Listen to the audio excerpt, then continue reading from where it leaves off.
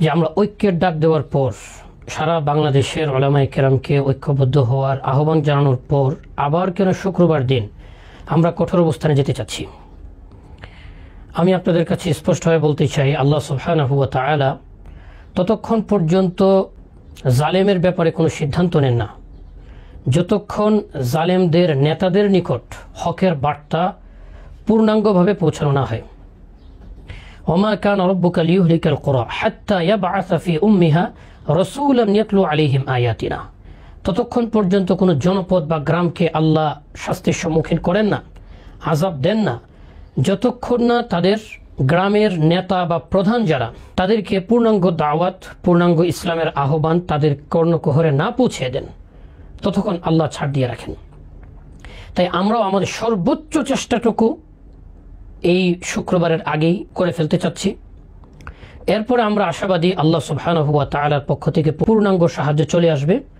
সেই সাহায্য নিয়েই আমরা আগামীতে সারা পৃথিবীতে দাওয়াত ও তাবলীগের কাজকে আঞ্জাম দেব ইনশাআল্লাহুল আজিজ।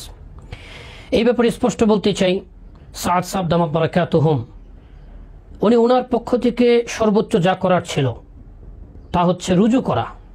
অতীতের সকল কথা থেকে যেগুলি নিয়ে আপত্তি আসছে, আপত্তিকর কথাগুলি আদৌ ভুল কি ভুল না এই নিয়ে প্রচুর বিতর্ক আছে। আমাদের বহুত কিতাবাদি আছে, বক্তব্য আছে যেখানে আমি স্পষ্টভাবে প্রমাণ করেছি যে সাদ সাহেবের ভুলগুলি ভুল না।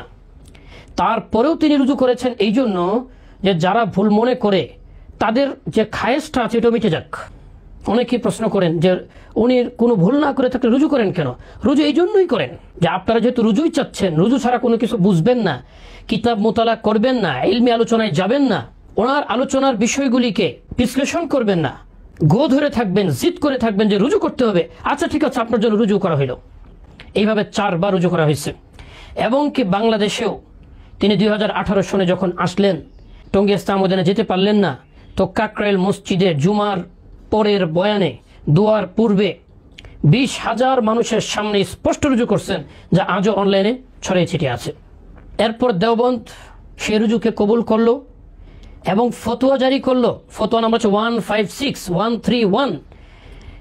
এই ফতোয়ার ভিতরে দেওবন্দ বলল দাওয়াত ও তাবলীগের ভিতরে যে সমস্যাটা চলতেছে এটা কোনো ইলমি বা ফিকহি সমস্যা নয়। দেওবন্দের কাজ হচ্ছে ইলমি এবং ফিকহি বিষয়গুলিতে মতামত দেওয়া। এটা এখন আর ইলমি আর ফিকহি অবস্থানে নেই, এটি তাদের পারস্পরিক দ্বন্দ্ব এবং নেতৃত্বের বিষয়ে কিছু বোঝাপড়ার অভাবের কারণে এই ধরনের সমস্যা সৃষ্টি হয়েছে।